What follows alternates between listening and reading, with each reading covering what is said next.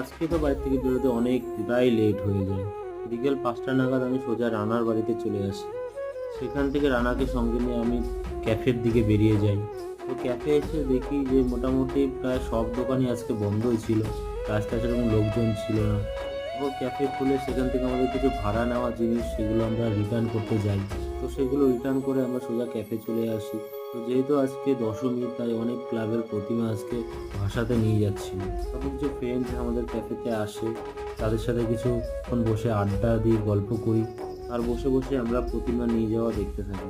দেখা যাচ্ছিল সবাই নাচতে নাচতে যাচ্ছে, বাট মনটা সত্যি সবারই খারাপ ছিল। তারপর রানা নিজের হাতে কিছু নুডলস বানায়, তারপর সেগুলো আমরা মিলেমিশে খাই। খেয়ে তারপর আমরা দোকানপাট বন্ধ করে বাড়ির দিকে রওনা দিই। তারপর রানাকে ওর বাড়িতে ছেড়ে আমি বেরোতেই বৃষ্টি নেমে যায় খুব জোরে। এক জায়গায় দাঁড়িয়ে রেনকোট পরে তারপর আমি বাড়ির দিকে চলে আসি।